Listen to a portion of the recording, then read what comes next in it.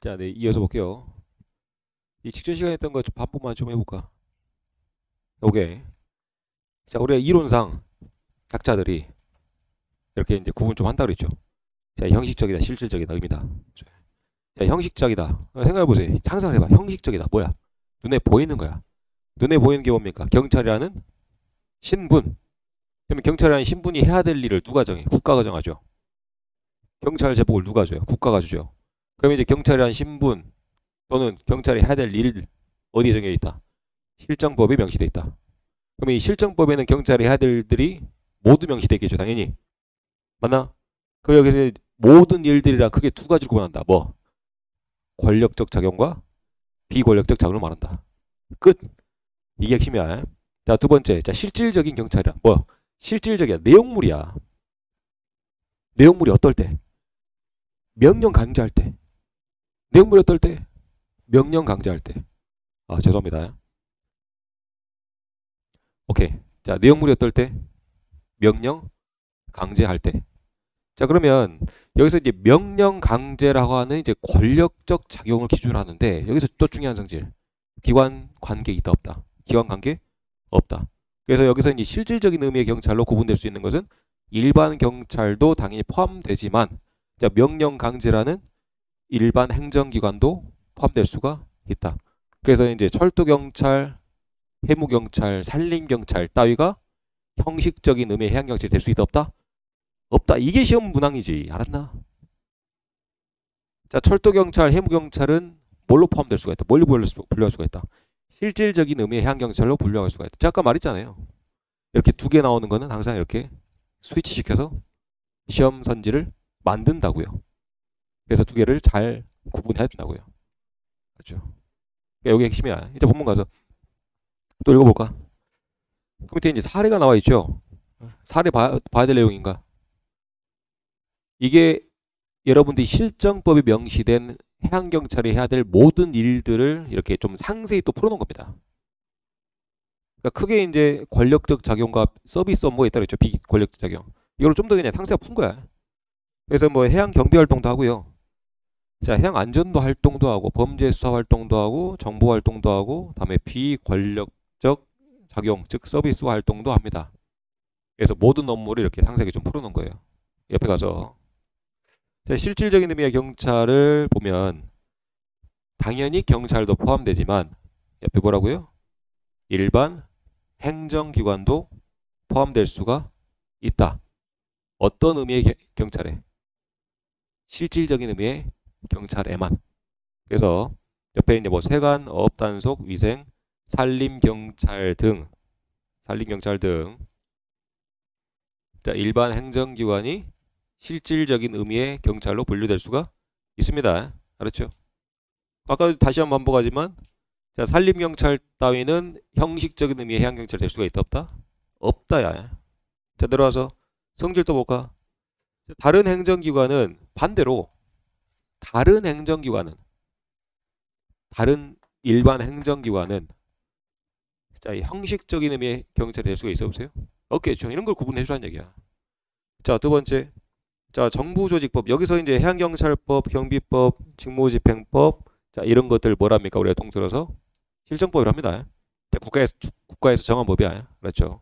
그래서 자, 이런 법률 따위에 해양경찰이 해야 될 임무들이 명시되어 있다라고 생각하면 돼요. 맞죠? 옆에 가서 자, 1번. 자, 내내 했던 얘기죠. 기관 관계 있다 없다. 관계 없다. 어디에? 형식적인 의미에? 아니죠. 어떤 의미에? 실질적인 의미에 기관 관계 있어 없어요? 없죠. 뭐만 따진다? 작용만 따진다. 알았죠? 그래서 작용만을 기준으로 한다. 여기서 말하는 작용이란 무슨 작용을 말하나? 권력적 작용만을 말한다. 알았죠? 여기서 말하는 작용 뭘 말해요? 권력적 작용을 말한다. 알았죠? 공식이야. 자, 권력적 작용만을 가지고 경찰을 구분합니다. 그럼 무슨 경찰이야? 실질적인 의미의 경찰이 된다고. 자, 3번. 자, 사회 목적적, 소급 목적적 작용이라고 하죠. 여기서 이제 실질적인 의미의 경찰을 아까 다시 한번 구분해 볼까? 리마인드. 그래가지고 그 위에 1번 개념에서 자, 행정이란 자, 사회 목적적 행정과 자, 국가 목적적 행정으로 구분한다 그랬습니다. 여기서는 이제 사회 목적적 행정은 공공의 안녕과 자, 질서 유지한다라고 하는 역할을 한다 그랬어요. 맞죠? 그래서 이제 요 사회 목적적 행정은 법을 실질적으로 도입하는 자, 복리 행정, 자, 적극 목적의 행정과 있던 법을 그냥 그대로 유지하는 소극 목적의 행정으로 구분된다 그랬다. 맞나? 그렇죠? 그러면 여기서 요 실질적인 의미의 경찰이란 뭐에 해당됩니까? 사회 목적적 행정에 해당되고 적극 목적이야, 소극 목적이야? 소극 목적이 되겠죠. 맞나? 맞아요. 그렇겠죠. 그래서 소극 목적을 좀 더 세분화시켜 보면 일반 경찰과 그다음에 협의회 행정경찰이라고 하는 일반 행정기관까지 포함될 수가 있는 경찰이 포함될 수 있다 그랬죠. 맞나? 그러니까 이게 개념들이 다 연결된 내용들이에요. 알았죠? 자, 정리 끝. 넘어가서 다음 페이지. 자, 관계 보겠습니다. 1번 일반 행정기관이 자, 실질적인 의미의 해양경찰은 될 수가 있죠. 근데 일반 행정기관이 형식적인 의미는 될 수가 있다 없다? 없다. 몇 번 반복합니다. 그 다음에 그 밑에 2번 자, 형식적이다 실질적이다 서로 포함관계 아니야? 아니야. 이렇게 아까 말했다시피 공통관계는 있지만 서로 포함될 수가 없는 관계입니다. 누가 어느 하나를 포함할 수가 없다. 서로 다른 부분이 분명히 존재한다. 요 아래 그림은 정확히 기억을 해줘야 돼요. 알았죠? 자, 밑에 갑시다. 자, 다음 거 3번. 자, 자주 나오는 내용은 아닙니다. 네, 제가 이제 개념만 간단하게 자, 짚고 넘어갈게요.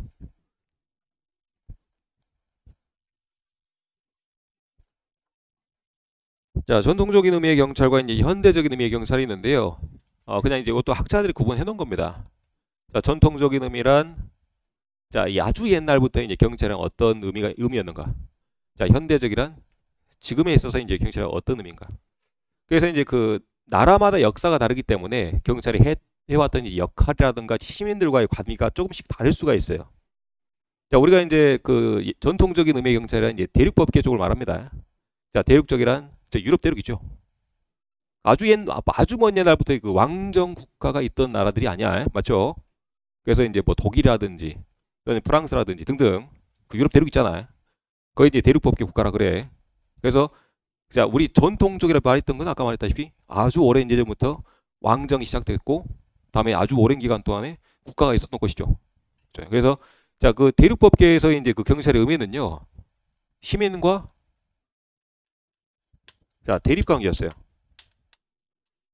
자, 왜? 통치의 대상이었습니다. 왕이 있고 그 밑에 이제 백성들이 있죠. 뭐 해야 돼? 통치의 대상이었어요. 그래서 그 밑에 이제 통치를 받던 시민들은요, 이렇게 이제 본인들의 자유를 쟁취하기 위해서 항상 이렇게 분발해 왔습니다. 항쟁도 하고요, 혁명도 일으키고. 그러니까 여러분들이 뭐 프랑스 시민혁명이다 이런 거 한 번씩 들어봤잖아. 들어봤죠? 자, 어디 시민혁명이야? 프랑스 시민혁명이야. 맞죠? 그래서 이제 이런 혁명을 통해서 경찰들이 해야 될 일들, 그리고 이제 왕정이 또는 백성들이 해야 될 권리들을 잡고 그다음에 국가가 해왔던 통치들을 조금씩 줄여나간 겁니다. 맞죠? 여기까지 좀 이해되나? 네.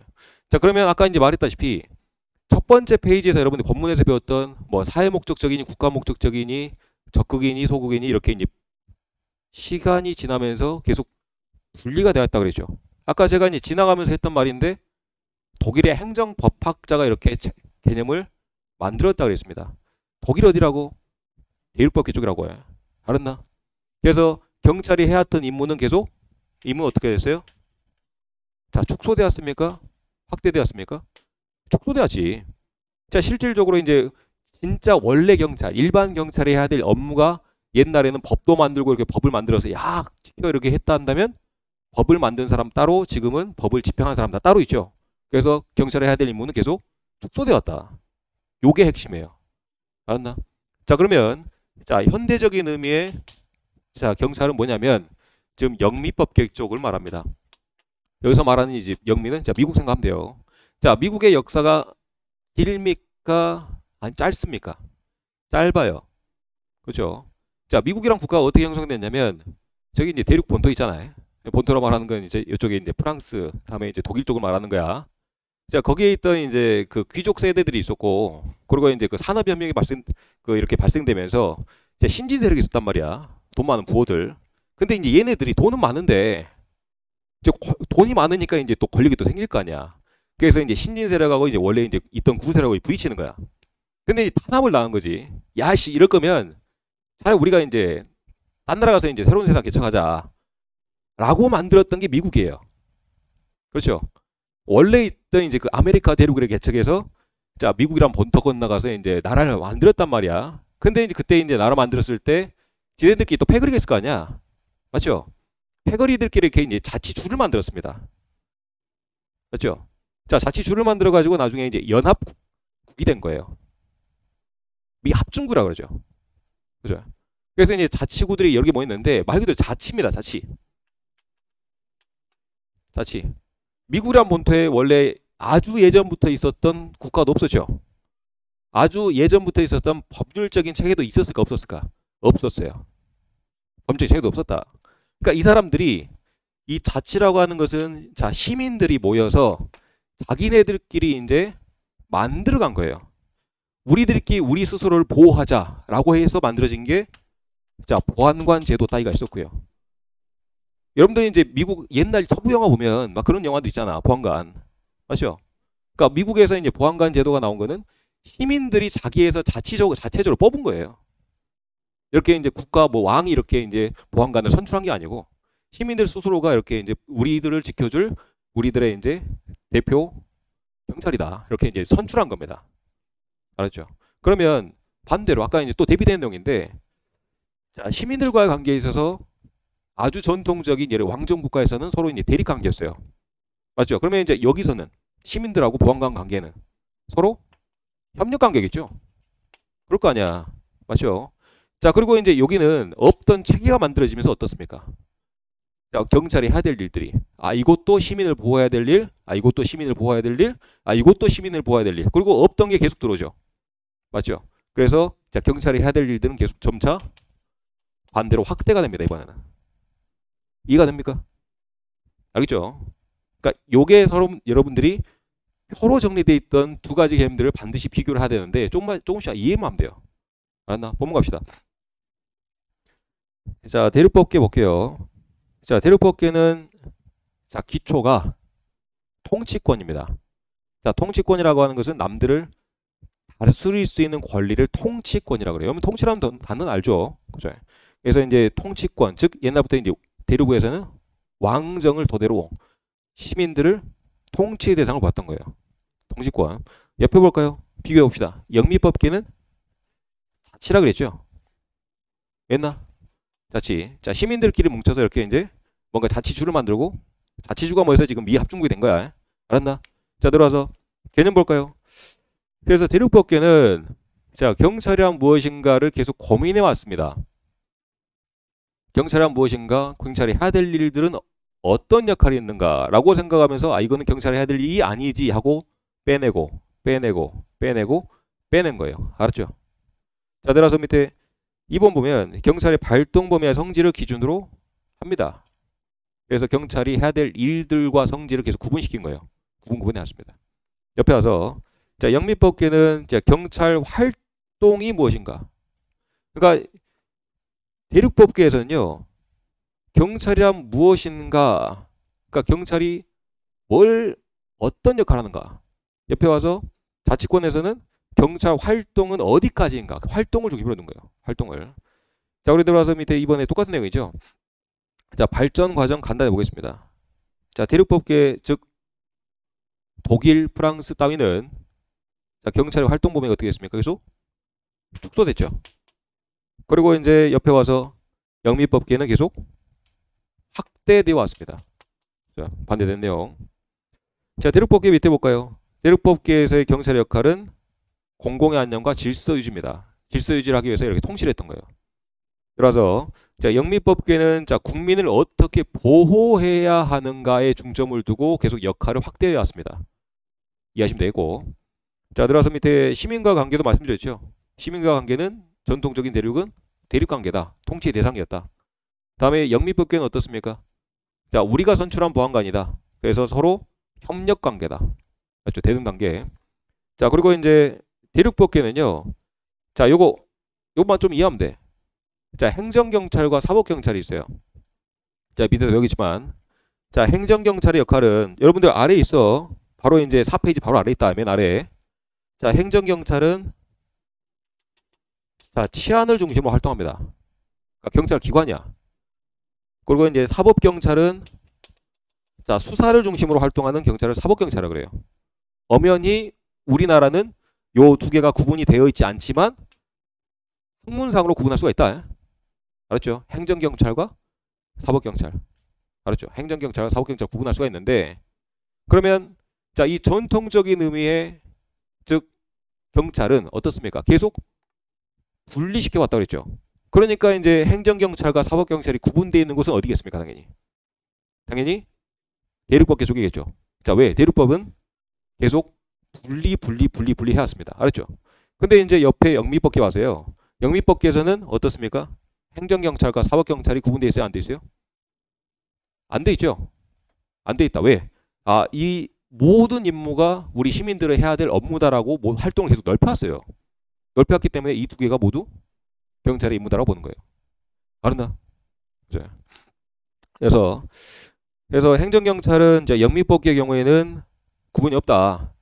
자, 구분이 없고 즉 밑에 자, 행정, 사법, 경찰 모두 경찰의 임무로 본다. 알았죠? 여기까지. 그러니까 우리나라 지금 어떻다고요? 그러니까 학문상으로 구분할 수 있지만 우리나라 경찰이 모두 이 임무를 하고 있죠. 치안 업무도 하고 수사 업무도 하고 있죠. 그 이유는 우리나라가 자, 영미법의 영향을 받았기 때문이에요. 자, 우리나라가 일제 강점기 시절을 겪고 나서 그 다음에 어떻습니까? 미 군정의 통치를 받았죠. 자, 미국의 통치를 마지막 받았잖아요. 그래서 이제 그때 영미법의 색채가 살짝 묻으면서 어떻게 됐습니까? 지금의 경찰이 그대로 그때 들어왔던 이제 그 경찰들이 그대로 이어진 거예요. 알았나? 네. 자, 들어서 밑에 이제 현대적인 입장 볼 필요 없고요. 여튼 이제 이렇게 정리하면 되겠다. 그러면 오케이. 자, 첫 번째 페이지에서 했던 내용만 다시 한번 반복해보고 옆에 밑에 경찰에 분류가 하겠습니다. 첫 번째 한 번 반복한다. 자, 행정이 있다. 행정에는 자, 사회 목적적 행정과 자, 국가 목적적 행정이 있다. 자, 요 사회 목적적 행정을 뭐라 한다? 자, 내무 행정을 한다. 자, 이 국가 목적적 행정에는 자, 외무 행정, 자, 재무 행정, 자, 군사 행정, 사법 행정 따위가 있다. 여러분들이 집중해야 되는 건 뭡니까? 요거죠. 사회 목적적 행정이죠. 사회 목적적 행정은 뭡니까? 사회 공공의 안녕과 질서, 자, 유지, 치안이랍니다. 그러면 이제 요 사회 공공의 안녕과 질서 유지를 하기 위해서 자, 법도 있어야 되겠죠. 그리고 이제 법을 그대로 실천시켜야 되겠죠. 자, 그러면 자, 있던 법을 그대로 유지하는 거. 소극. 자, 법을 도입시킵니다. 어떻게? 적극적으로. 자, 두 가지가 있다. 그러면 자, 요 지금 여러분들이 현대적인 경찰에 이제 걸맞는 것은 자, 적극 목적이야, 소극 목적이야? 소극 목적이 되겠죠. 자, 소극 목적은 자, 일반 경찰. 즉, 우리 보안에 한다. 자, 보안 경찰, 즉 여기 육경과 자, 해경에 모두 해당되는 일반 경찰이 있고, 그리고 자, 일반 행정기관, 일반 행정기관이 포함될 수가 있는 경찰이 따로 있죠. 그 뭐랍니까? 자, 협의회, 자, 행정 경찰이라고 한다. 여기다 이제 추가적인 내용.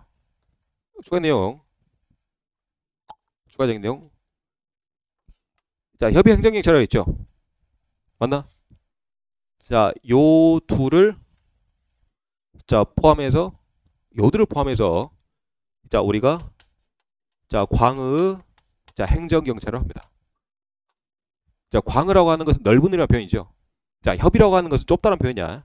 자, 좁은 의미에 있어서 행정경찰을 표현하고 좀 더 여기까지 확대해서 이 둘을 포함해서 우리가 이제 광의 행정경찰을 합니다.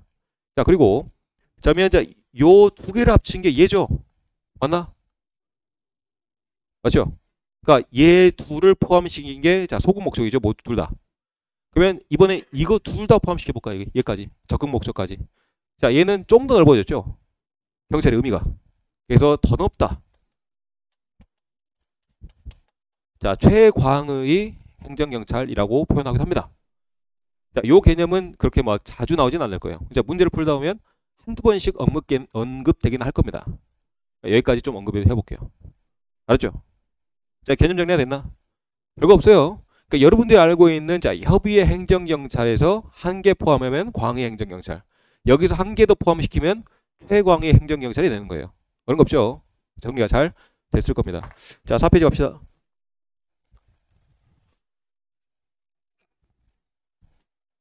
자, 충격적인 얘기 하나 해줄까요? 자, 여러분들 이제 한 두 페이지 있는데 제가 사용한 시간이 1시간 반쯤 쓴 것 같아. 맞죠? 자, 오늘 28페이지까지 할 겁니다. 그러면 과연 우리 오늘 수업 시간 몇 시간일까? 라고 한번 생각해 봅시다. 그래서 이제 빠르게 넘어갈 내용들은 빠르게 넘어갈게요. 자, 밑에 내려와서 이제 4페이지 봅시다. 자, 경찰의 분류. 자, 양거로 4번에서 경찰의 분류는 자, 학문적인 분류야. 알았죠? 아까 이제 아까 위에서 언급했지만 자, 우리나라 경찰은 행정경찰의 역할도 하고 있고 사법경찰의 역할도 하고 있죠. 자, 다만 이제 학문상으로 구분해 놓은 거야. 갑시다.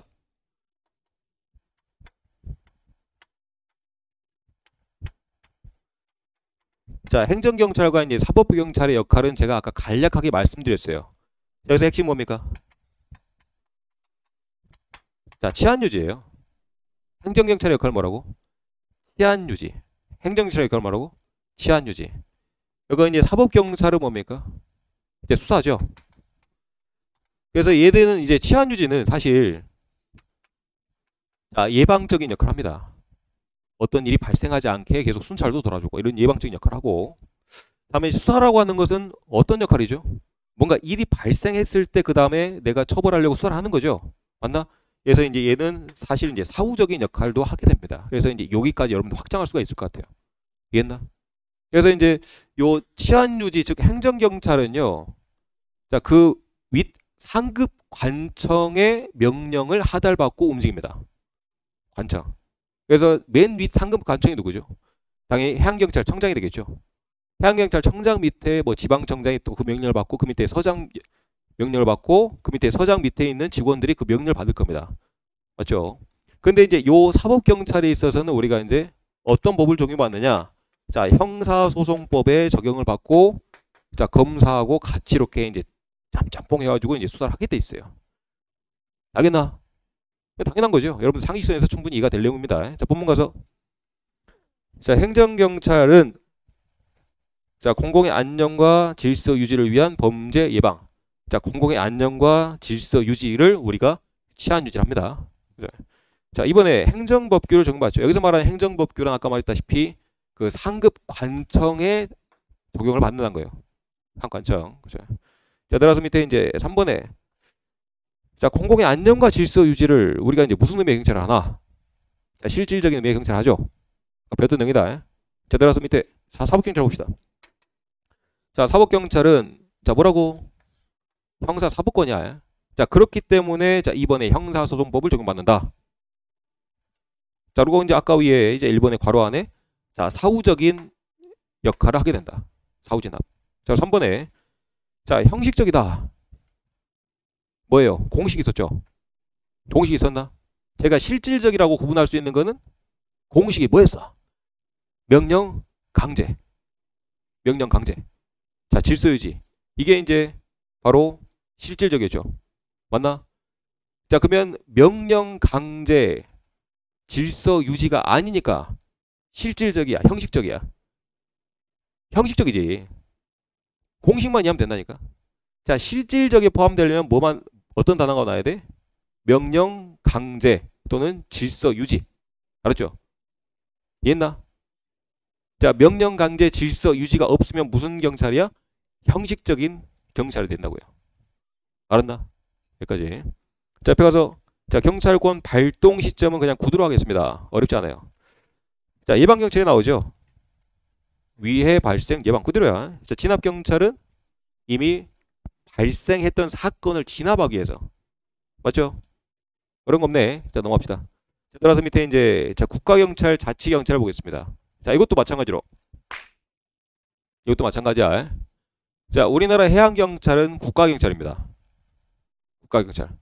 그러면 자, 여기서 이론에서 언급한 거는 국가경찰, 자치경찰은 그냥 학문적인 구분이야. 학문적으로 그냥 학자들이 구분해 놓은 거야. 이런 역할이 있다라고 하는 것을. 그죠? 그래서 자, 국가경찰은 자, 국가가 만들어서 국가가 직접 관리한다. 자, 자치경찰은 자치단체가 관리한다. 지금 육경 같은 경우는 국가, 자치 이렇게 구분됐죠. 그렇죠? 육경은 그렇게 적용이 되고 있지만 해경은 여전히 국가경찰이야. 앞으로 뭐 해경이 자치경찰로 변질될 그런 가능성도 그냥 없다고 생각하면 돼요. 아직까지는. 옛날 알았죠? 해경은 국가경찰이야. 특성상 그렇게 될 수밖에 없어요. 자, 따라서 밑에 이제 경찰의 활동 질 내용 보겠습니다. 자, 질서와 봉사하는데 구두로 하겠습니다. 자, 질서 뭡니까? 공공의 안녕과 질서. 그냥 다 배웠잖아요. 명령, 강제야. 질서 유지하기 위해서 뭐가 필요하다? 명령, 강제 필요하다. 그래서 자, 명령, 강제를 수단으로 공공의 안녕과 질서 유지를 한다. 따라서 자, 봉사는 뭡니까? 말 그대로 서비스죠.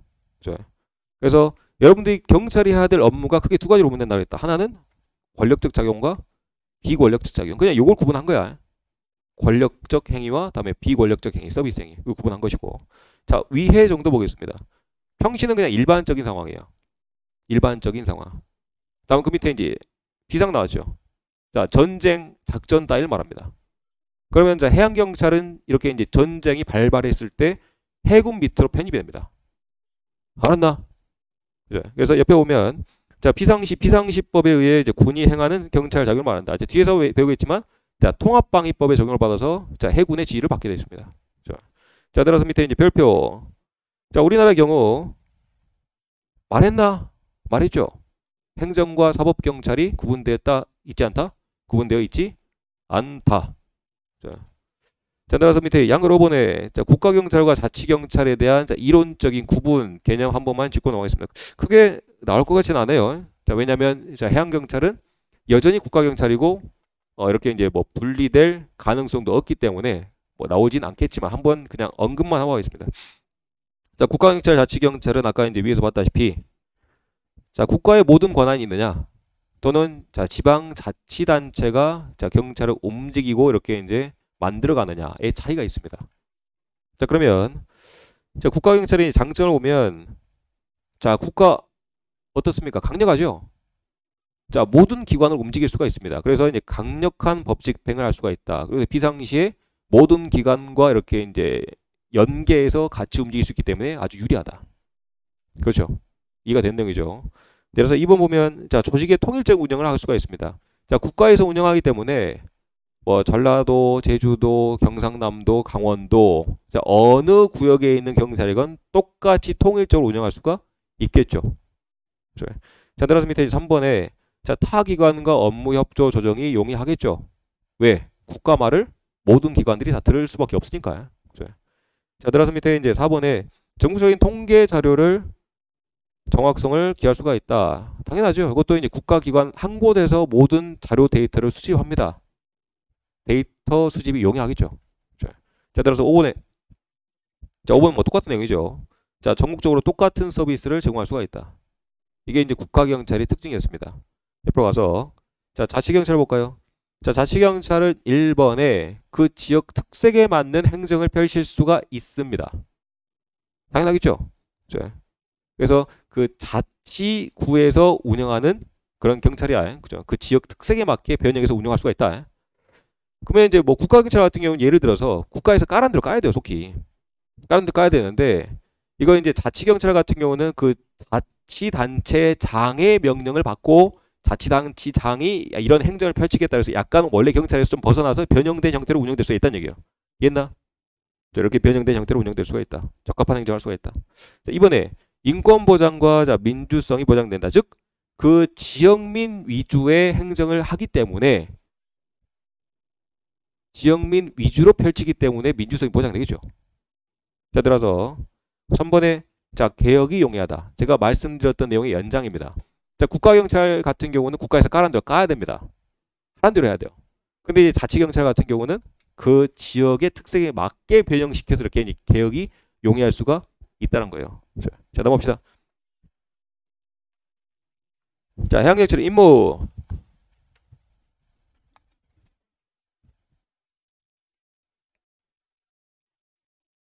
자, 세 가지가 있죠. 첫 번째, 공공의 안녕과 질서에 대한 위험 방지. 두 번째, 범죄 수사, 아니면 서비스 활동까지. 세 가지가 있죠. 자, 그래서 이제 크게 이제 이것도 이제 세 가지로 봅니다. 세 가지. 크게 이제 아까 두 가지였는데 여기 이제 수사까지 더 있어. 그럼 볼까요?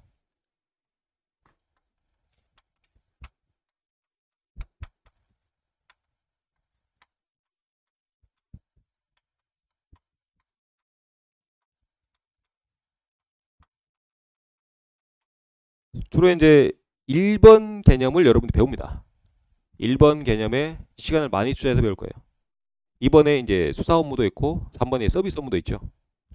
1번 내용 위주로 배울 겁니다.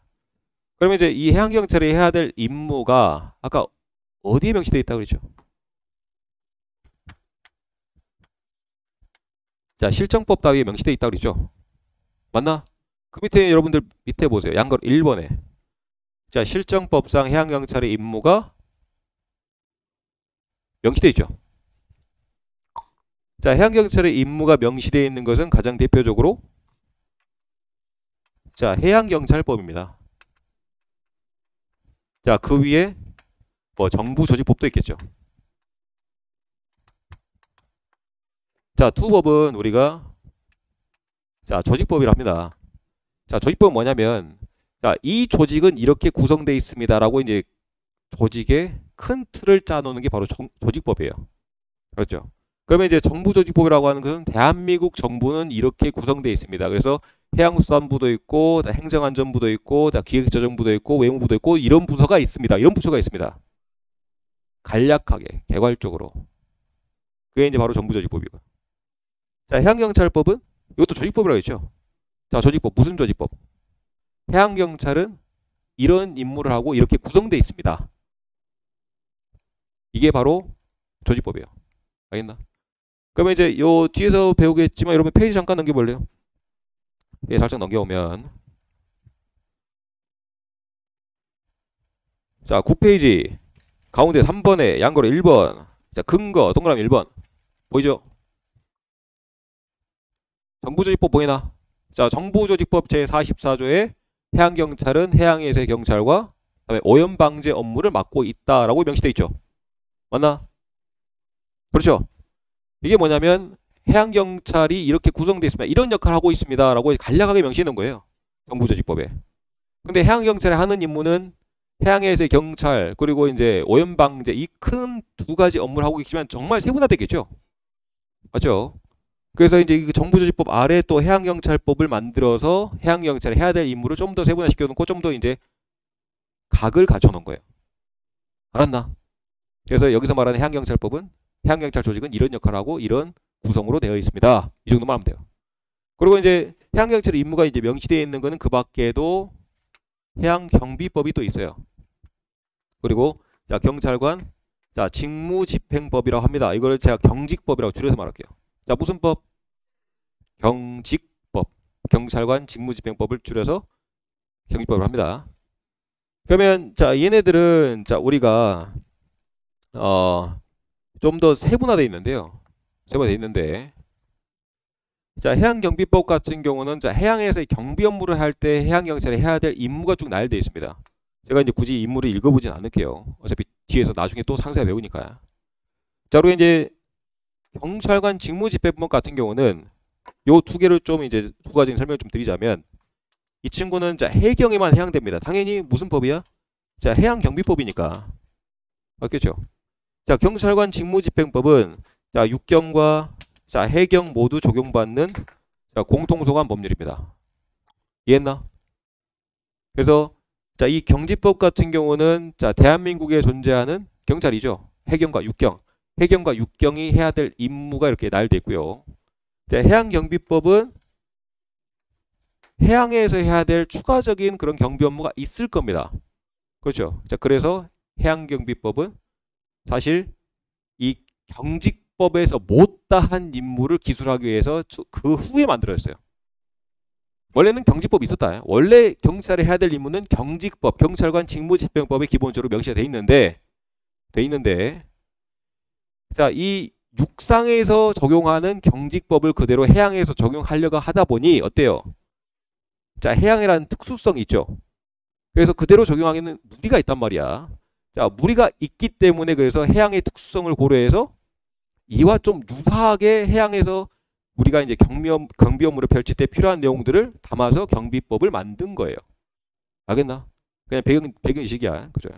그래서 요렇게 이런 법령 따위에 해양경찰의 임무가 명시되어 있다라고 생각하면 됩니다. 알았나? 기억하시고. 자, 다음 한번 깁시다. 박수 한번 치고. 자, 기지 안 펴고. 자, 옆에 가서. 자, 그러면 오고 나서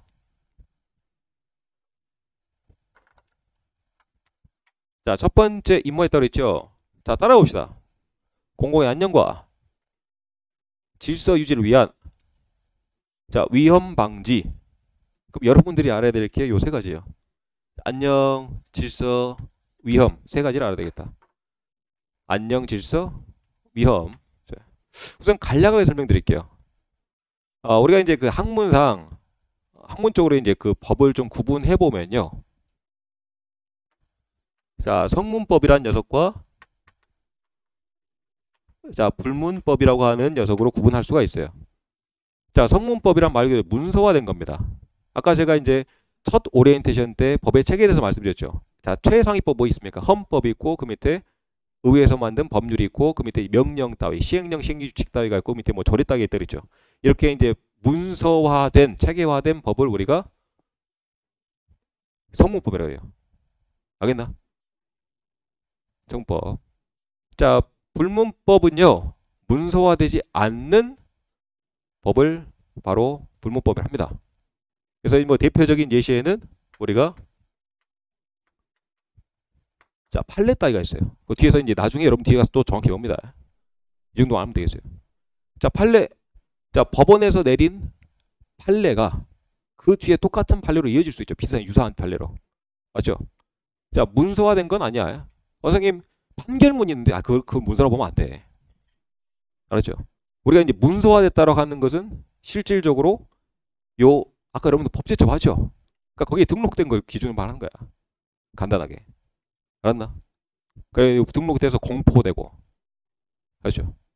그래서 자, 요 판례 따위로 우리가 이제 불문법 따위를 한다. 또는 뭐 질서. 그래서 이 질서예요. 알겠나? 이런 것들을 우리가 이제 불문법을 한다. 자, 졸지 말고. 머리카락 여기까지 와서 이제 내가 자는지 못 자는지 내가 눈치 못 챌까지 보이고 있어. 보고 있어. 그래서 다시 보면 자, 그래서 공공의 안녕과 질서를 우리가 각각 자, 성문법적인 개념, 불문법적인 개념을 합니다. 여러분들 인사할 때 안녕이라 하죠? 맞죠? 자, 안녕의 의미가 뭐냐면요. 잘 있냐라는 표현이야. 잘 있냐라고 하는 게 안녕입니다. 잘 있냐라고 하는 게 안녕이야. 그러면 자, 안녕의 의미를 좀 구분해 볼까? 자, 공공의 안녕이 잘 있냐는 얘기는 총 세 가지입니다.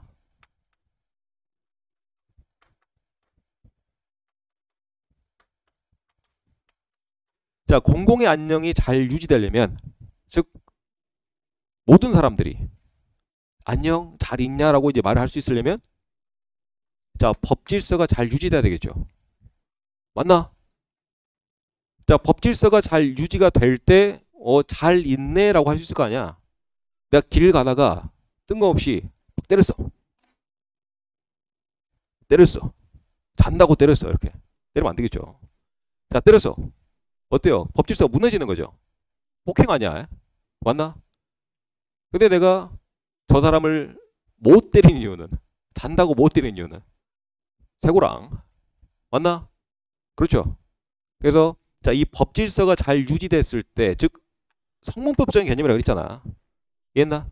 자, 이 법 질서가 불가침, 침해받지 아니하다. 이게 이제 불가침의 뜻이에요.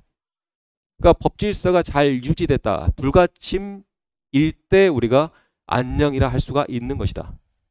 이게 첫 번째 요소입니다. 아주 중요한 요소예요. 자, 공공의 안녕을 뭘 말한다고? 법 질서가 침해받지 않았을 때, 불가침일 때. 알았나? 알았죠? 첫 번째 요소야. 첫 번째 요소는 알아야 된다. 자, 두 번째, 세 번째 요소는 뭐 순위를 판가름할 수가 없는데요. 두 번째는 우리가 자, 국가가 자, 불가침일 때. 자, 여기서 말하는 국가는 자, 공공기관 자, 포함해서 말합니다.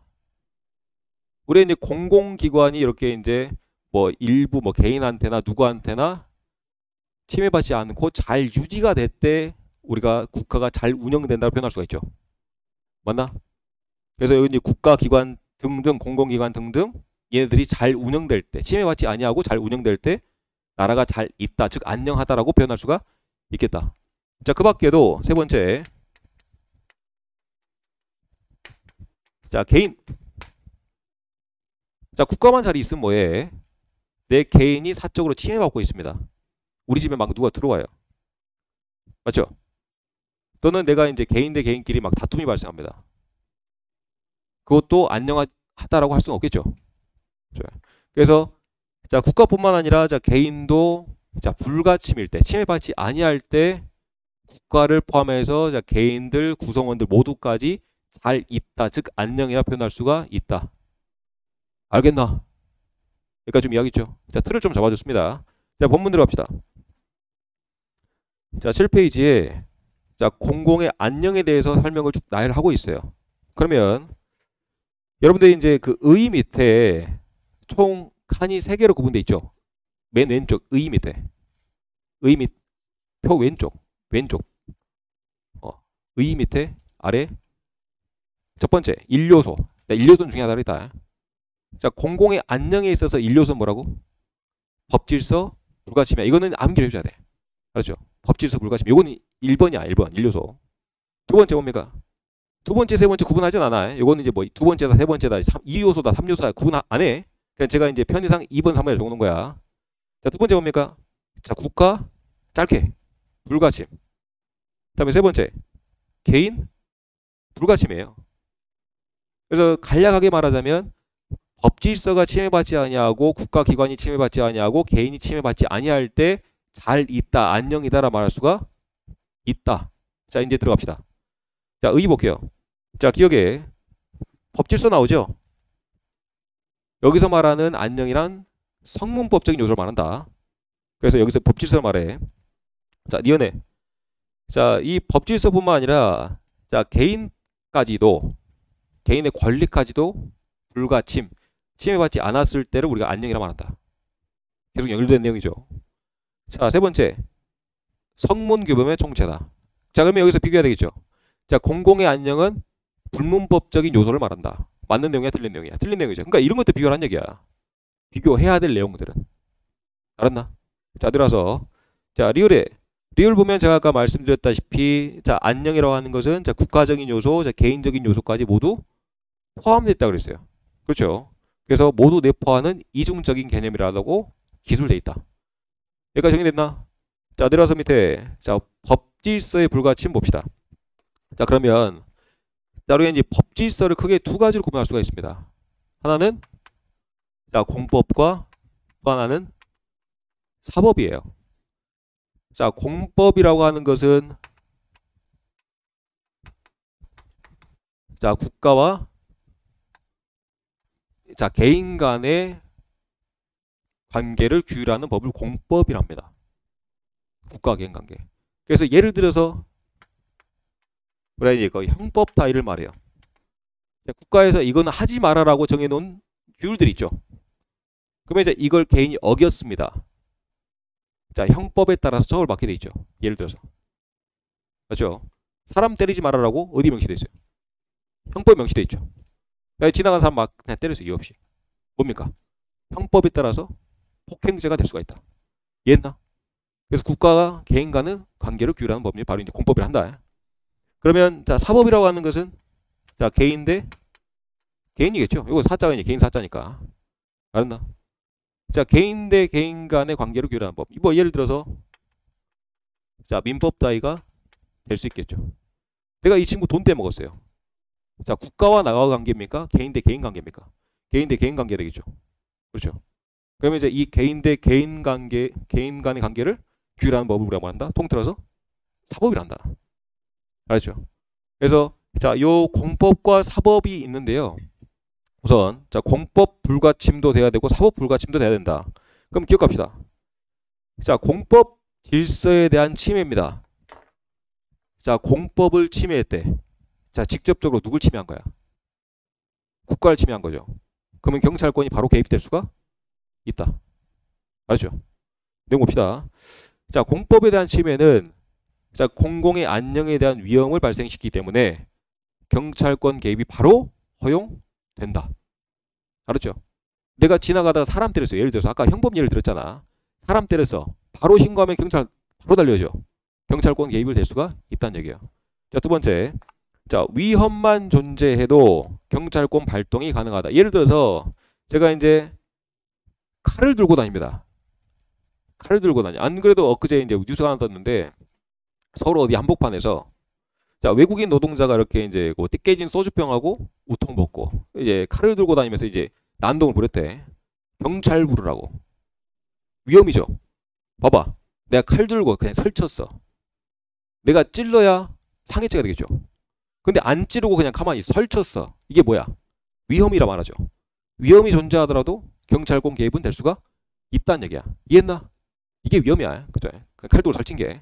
자, 들어서 사법 질서에 불과침 보겠습니다. 자, 기억 한 가지 원칙이 있어요. 자, 경찰은 누굴 위해 사용돼야 된다? 모두를 위해. 그거를 바로 우리가 경찰 공공의 원칙이랍니다. 이걸 바꿔 말하면 사적인 일을 어떻게 해라? 원래 원칙대로 하면 알아서 처리해야 된다. 그래서 이제 사적 자치의 원칙이랍니다. 똑같은 의미야, 사실. 알았나? 다시 한번. 경찰은 누굴 위해 사용돼야 된다? 모두를 위해. 경찰은 공공의 원칙이 다른다. 그러면 이제 반대로 말하면 개인 간의 일은 어떻게 된다? 개인끼리 처리해야 된다. 개인끼리 처리해야 된다. 사적 자치의 원칙이야. 똑같은 말이야. 그럼 내려와서 밑에 그러면 니은 보면 원래는 경찰은 공공을 위해서 사용돼야 되기 때문에 경찰은 직접적인 개입은 안 되고 어떻게? 보충적인 개입만 허용된다. 직접적인 개입 원칙 좀 안 되겠죠. 개인 간의 일은 개인 간의 일은 개인 간의 일은 어때요? 개인 간의 일은 개인 간의 일은 경찰이 원칙적으로 개입 안 한다. 보충적으로만 개입할 수가 있다. 예를 들어서 저도 이제 아주 최근까지 층간소음에 시달렸는데 제 윗집에서 자꾸 이제 쿵쿵거립니다. 층간소음이죠. 자, 국가와 저와의 관계입니까? 윗집 개인 대 저와의 관계입니까? 개인 대 개인 간의 관계죠. 자, 경찰 신고한다고 직접 이렇게 개입할 수가 있나? 없어요. 자, 층간소음은 알아서 분쟁 해결하라 그래. 너희들이 알아서. 그러니까 이제 경찰에 와서 보충적으로 이렇게 조율을 할 수가 있습니다. 아, 선생님 좋게 해결해 보시죠. 이렇게 이제 보충적으로 개입할 수가 있다. 알았나?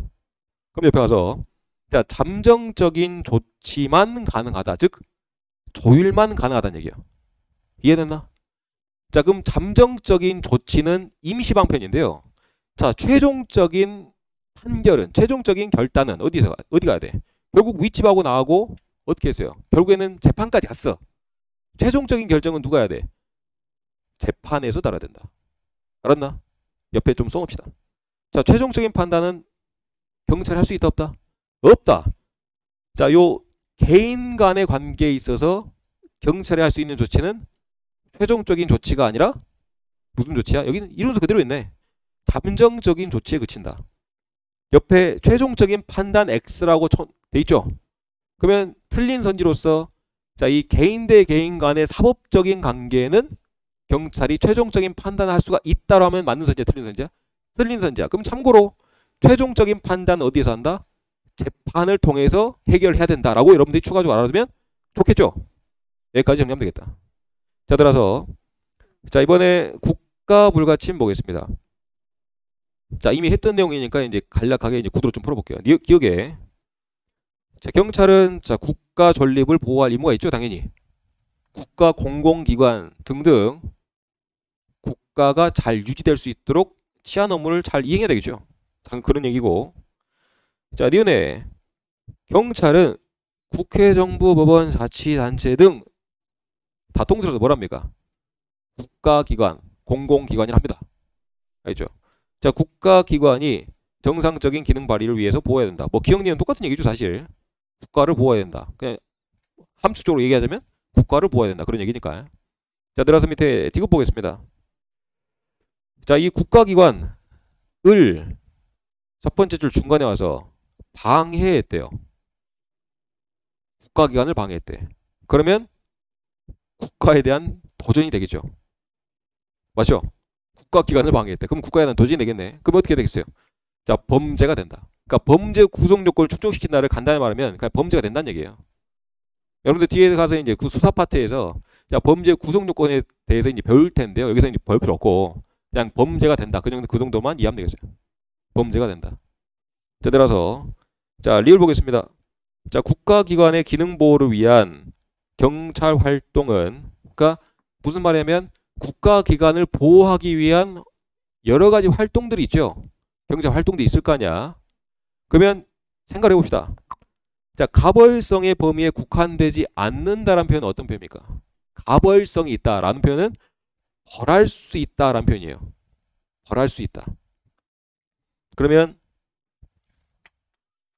가벌성이라는 단어 좀 봅시다. 여러분들이 이제 개론을 좀 어려워한 이유가 여러분들이 못 보던 생소한 단어들이 한 번씩 툭툭 튀어나와서 이제 어려워하는 경향이 좀 있어요. 가벌성 볼까요? 자, 가벌성이란 자, 벌을 가능하다 할 때 가야 자, 벌을 가할 수가 있다는 표현인데 그러면 전제는 뭡니까? 자, 범죄 구속 요건이 성립됐을 때 가벌할 수 있겠죠. 처벌할 수 있겠죠. 그죠? 그러면 가벌성의 범위에 국한되지 않는다라고 하는 것은 자, 가벌성이 자, 되든 안 되든 활동 자, 가능이란 표현이에요. 이해했나? 굳이 그 범죄가 있든 없든 간에 다시 바꿔 말하면 범죄가 있든 없든 간에 경찰 활동은 가능하다는 얘기야. 알겠나? 가벌성이 범위에 국한되지 않는다는 표현은 범죄가 있든 없든 간에 경찰 활동은 가능하다라고 여러분들이 이해하면 되겠다. 알겠죠? 자, 따라서 자, 미음 연결된 내용인데요. 자, 가벌성의 범위에 이르지 않았다라고 하는 표현은 어떤 표현입니까? 범죄가 안 됐다는 표현이야. 간단하게. 범죄가 됐으면 가벌성이 있겠죠. 범죄가 됐어. 그러면 가벌성이 있겠죠. 반대로 범죄가 아니면 가벌성이 없겠죠. 그 말이야. 간단하게. 쉽죠? 자, 가벌성의 범위에 이르지 않았다라고 하는 말은 무슨 말이라고? 범죄에 도달하지 아니하였다. 범죄가 아직 안 됐다. 범죄가 아니다. 범죄가 아니더라도 자, 국민의 권리를 침해하지 않는 범위에서 이런 자, 예방적인 활동은 예방적인 차원에서 추가적으로 예방적인 차원에서 경찰 활동을 할 수가 있다라는 겁니다. 그러면 자, 리을 미음에서 나올 만한 선지는 뭐냐면 간략하게 생각해 봅시다. 그러면 자, 이 국가기관을 보호하기 위한 경찰기관의 활동은 틀린 선지야. 제가 제 입에서 나오는 선지가 틀린 선지야. 이제 경찰 다시 국가기관을 보호하기 위한 경찰기관의 활동은 가벌성의 범위에 이르러야만 활동할 수가 있다. 맞는 선지야, 틀린 선지야? 틀린 선지죠. 그러니까 이렇게 공부하라는 얘기예요. 알겠나? 그러니까 이해했죠? 그래서 무작정 외우면 안 된다는 얘기야. 일을 하라고. 자, 가벌성의 범위에 이르렀다라는 말은 간단하게 무슨 말이야? 범죄가 됐다. 그러니까 범죄가 아니더라도 여러분들 예방적인 차원에서 순찰도 하고 이렇게 이제 확인도 하고 정보 조사도 하고 하죠. 맞나? 그러니까 여러분들이 충분히 상식선에서 알 수 있는 내용들이다. 넘어갑시다. 자, 들어서 자, 개인 불가침 보겠습니다. 자, 기억에 자, 경찰은 자, 이 개인 즉 일개 인간이 가지고 있는 여러 가지 가치들이 있습니다. 정말 여러 가지 가치가 있죠. 뭐 그걸 좀 나열해 보면 뭐 인간의 존엄성, 명예, 생명, 건강, 자유 등등등등. 자, 개인적인 법이 있고요. 재산적인 가치도 있고, 그리고 마지막에 제 머릿속에 있는 우리가 이제 지적 재산권을 표현하죠. 그죠? 자, 지적 재산권 즉 무형의 권리도 보호되어야만 합니다. 맞죠? 자, 따라서 밑에 이제 니은 아까 위에서 한번 다뤘던 내용이다. 자, 개인 대 개인 간의 관계는 경찰이 최종적인 판단할 수가 있다, 없다? 없다. 경찰이 할 수 있는 조치는 어디까지만 할 수가 있다? 임시적인 조치, 잠정적인 조치에 그쳐야만 한다. 아까 말씀드렸던 내용, 자, 최종적인 보호는 어디 가서? 법원의 판결에 따라서 구제받아야 한다. 알았죠? 자, 따라서 디귿. 다만 예외는 있어요. 예외 뭐냐면 원칙적으로 개인 대 개인 간의 관계는 자, 개인 대 개인 간의 관계는 자, 경찰이 자, 개입하더라도 자, 잠정적인 개입만 해야 됩니다. 잠정적인 개입만. 그러니까 임시방편으로 개입할 수밖에 없어요. 자, 그런데 요 개인 대 개인 간의 다툼이 원래 이제 그 사법 관계를 넘어서 자, 공법 관계도 동시에 위반했다라고 하는 경우가 있어요. 예를 들어서 이런 경우입니다. 자, 윗집하고 이렇게 이제 층간소음으로 분쟁이 있어요. 그러면 이제 사법 관계로 따져야겠죠. 내가 이제 윗집에 이제 손해배상을 청구한다든지, 맞죠? 자, 층간소음으로. 최근에 이제 여러 판결이 이제 나오고 있어요. 그래서 이제 윗집에서 이제 쿵쾅거리는 소리가 이제 몇 데시벨 넘어야 되고, 그게 이제 몇 시간 이상 지속돼야 되고, 계속 이제 지속되었는가, 이제 그런 기준들이 있고, 밑에 집에서 계속 개 짖는 소리가 들려요. 그게 이제 몇 데시벨 넘었는데, 몇 데시벨 넘지 않았음에도 이렇게 이제 계속 개 짖는 소리 때문에 미쳐버리겠어요. 돌아버리겠어요. 이런 판결들이 있다. 그러면 이제 여튼 법원 가서 판결하겠죠. 근데 내가 이제 법원 가서 하는 게 정말 이제 못 기다리겠어. 내가 즉시 처리를 해야 되겠어. 이를 바득바득 갈았습니다. 이를 바득바득 말고, 자, 윗집 찾아가서 문을 꽝꽝꽝 두드려서 야, 나와! 술 한잔 먹고. 그랬다는 얘기는 아니야. 자, 술이 이제 한 두세 병은 이제 마시고 윗집 올라가서 문 꽝꽝꽝 했더니 등치가 이제 이만한 친구가 나와서 아, 죄송합니다. 바로 하고 내려올 수도 있겠지만 그 자리에서 야, 씨! 니 때문에 잠을 못 자겠다고 이제 치고받고 싸울 수 있겠죠. 그러면 그때는 사법 관계를 넘어서서 무슨 관계까지? 공법 관계까지 이렇게 이제 형법도 위반한 경우가 있다는 거예요. 그러면 당연히 공법을 위반했을 때는 어떻게? 바로 국가에 대한 도전이죠. 바로 경찰권이 개입돼야 된다라는 내용이에요. 이해했나? 저번 가서 자, 개인법익에 대한 침해가 자, 공법 규범까지 위반했습니다. 그러면 경찰은 잠정적인 조치가 아니라 어떻게 해야 됩니까? 직접 개입해야 된다. 했나? 그러면 그 옆에 자, 괄호에 이제 참고로 자, 재량권이 영으로 수축된다라고 하는 의미를 알 필요가 있는데요. 자, 재량 뭡니까? 경찰이 할 수도 있고 안 할 수 있는 게 바로 재량이죠. 이제 0으로 수축되었다.